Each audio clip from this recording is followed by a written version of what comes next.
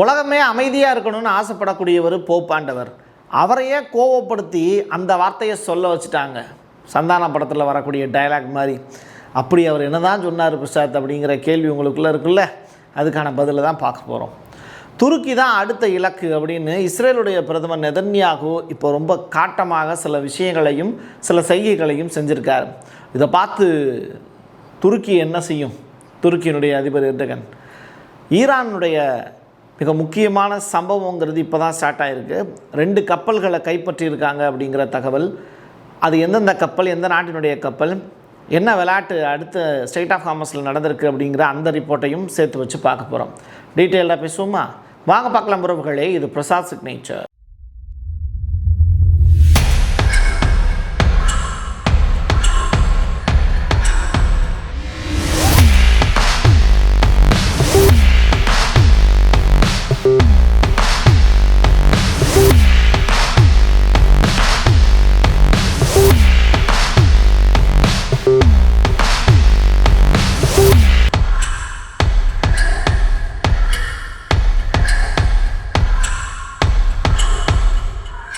உங்களுடைய தொழில் சம்பந்தமான விளம்பரங்களை நமது சேனலில் ஒளிபரப்ப உங்களுக்கான அருமையான வாய்ப்பு. எங்ககிட்ட ஆயுதங்கள் காலியாக போச்சு, அதனால நாங்கள் போருக்கு வரலை, உங்களுக்கு வேணும்னா போர் பண்ணிக்கோங்க அப்படிங்கிற கதையாக தான் அமெரிக்கா இப்போது சீஸ்ஃபயர் டீலுங்கிறத இன்னும் சில நாட்களுக்கு நீட்டிச்சிருக்காங்க.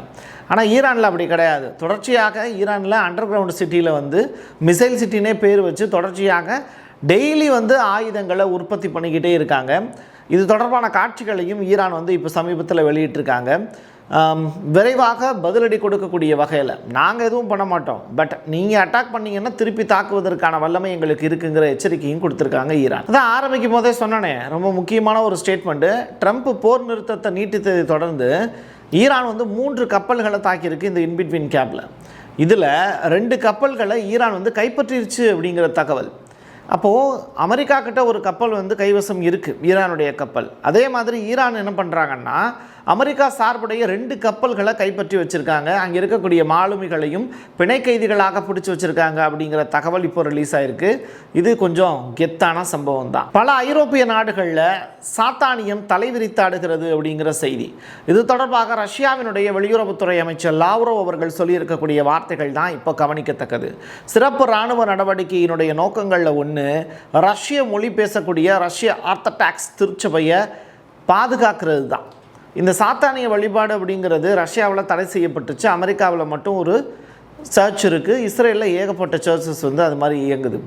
தொடர்ச்சியாக அங்கே இருக்கக்கூடியவங்க யாருமே ஜீசஸை வழிபடுறது கிடையாது, சாத்தானை தான் வழிபடுறாங்க அப்படிங்கிறது தான் யூதர்களுடைய பண்பாட்டு முறையின் அடிப்படையில் ரஷ்யாவிலையும் மற்ற யூரோப் கண்ட்ரீஸ்லையும் பரவிட்டு இருக்கக்கூடிய இந்த வழிபாடு. ஈரானை தாண்டி இப்போ பஞ்சாயத்து ஈராக் வரைக்கும் போயிடுச்சு. நிறையா எரிசக்தி நிலையங்கள் திடீர்னு தீப்பிடிச்சு எரியுதான் உருளுதான் அப்படிங்கிற கதையாக போயிட்டுருக்கு.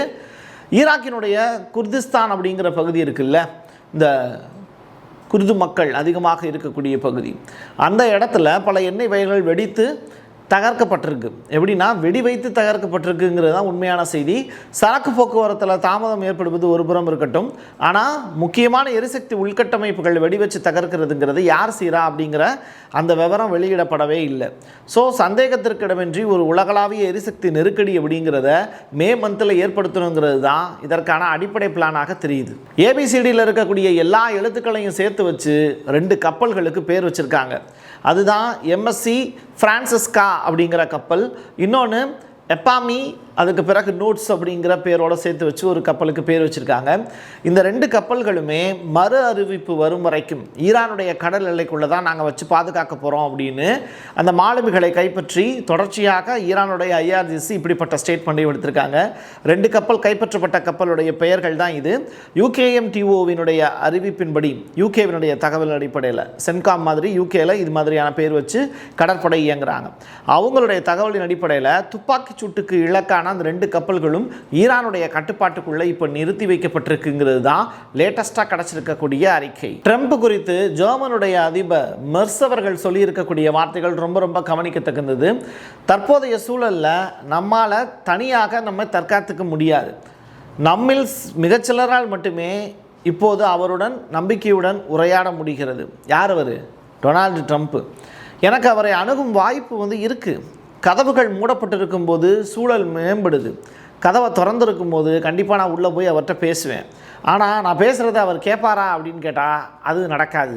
அப்படி இருக்கும்போது அப்படிப்பட்ட ஒரு தலைவர் உலகத்தில் யார் இருக்கான்னு கேட்டால் அவர் தான் அமெரிக்க அதிபர் டொனால்டு ட்ரம்ப் அப்படிங்கிற ஸ்டேட்மெண்ட்டை மெர்ஸ் அவர்கள் இப்போ சொல்லியிருக்காரு. எது எப்படியோ நான் சொல்கிறத அவர் கேட்க போகிறது இல்லை. அப்படி இருக்கும்போது ஜெர்மன் சைடில் இருந்து அவர்கிட்ட என்ன ரெக்வஸ்ட்டை வைக்கிறது அப்படிங்கிறது தெரியாமல் திண்டாடிக்கிட்டு இருக்கார் மெர்ஸ். ரஷ்யாவுக்கும் ஜெர்மனிக்கும் இடையில் ஒரு நல்ல ஒப்பந்தம்லாம் இருந்தது. அதன் மூலிமா ஜெர்மனிக்கு ஏகப்பட்ட எரிசக்தி நிலையங்கள் செயல்படுவதற்கும் எண்ணெய் கிடைப்பதற்குமான வாய்ப்பு இருந்தது. அதை எல்லாத்தையும் தவிடுபொடி ஆக்குனது அப்படிங்கிறது ஜெலன்ஸ்கிங்கிற அந்த நல்ல மனுஷன்தான். இப்போ அதே ஜெலன்ஸ்கி ஹங்கேரிங்கிற நாடு இருக்குல்ல, இப்போ புதுசாக பீட்டர் அப்படிங்கிற ஒருத்தர் பிரைம் மினிஸ்டராக தேர்ந்தெடுத்தாங்கல்ல, அந்த நாட்டுக்கு எண்ணெய் சப்ளையை நான் கொண்டு போய் சேர்க்க போகிறேன் அப்படின்னு குழாய் மூலிமா உக்ரைனில் இருந்து ஹங்கேரிக்கு இப்போ அனுப்பிட்டுருக்காரு. எது எப்படியோ இஸ்ரேலோட ரொம்ப பெரிய அளவில் நெருக்கம் காட்டாத ஹங்கேரியோட இப்போது உக்ரைனுடைய அதிபர் ஜெலன்ஸ்கி இப்போது ஹங்கேரிக்கு எண்ணெய் அனுப்பியிருப்பது பேசுபொருளாக மாறி இருக்கு.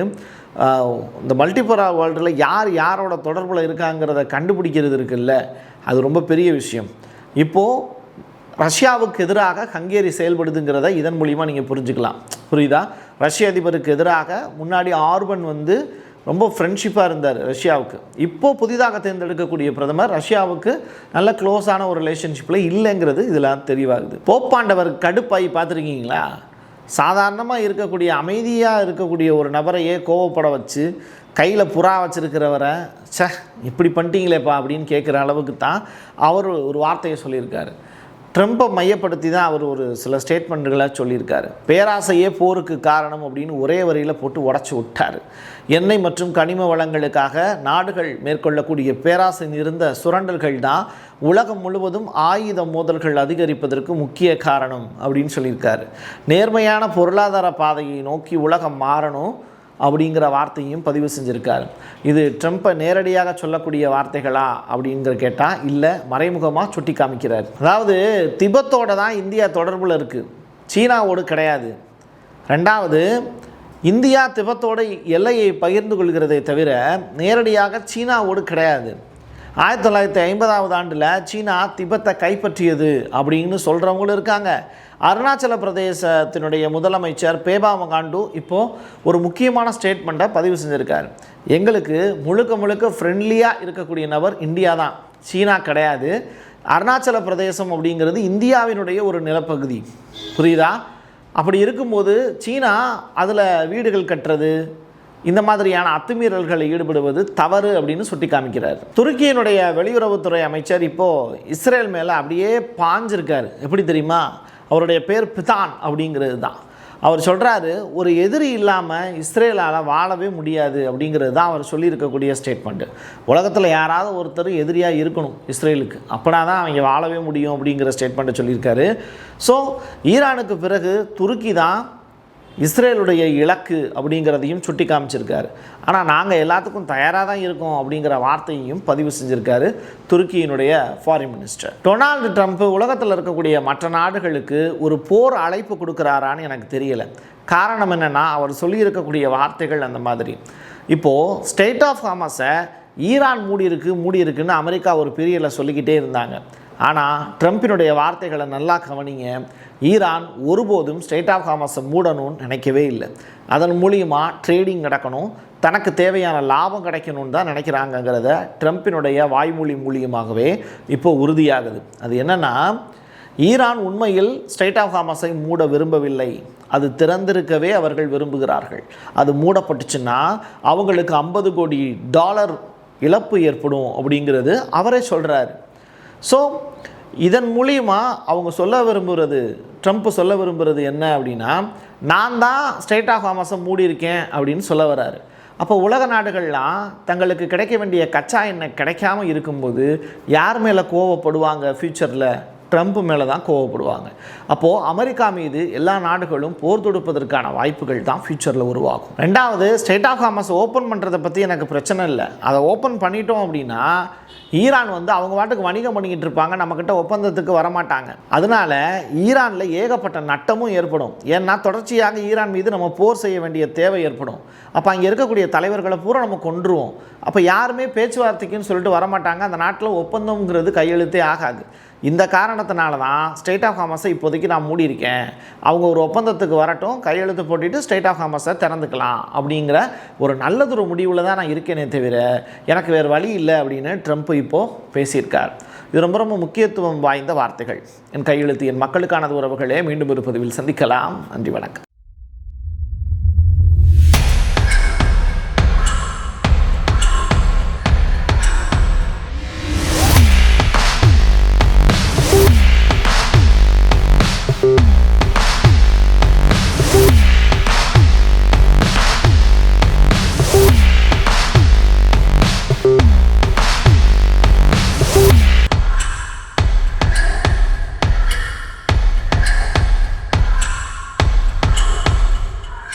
உங்களுடைய தொழில் சம்பந்தமான விளம்பரங்களை நமது சேனலில் ஒளிபரப்ப உங்களுக்கான அருமையான வாய்ப்பு.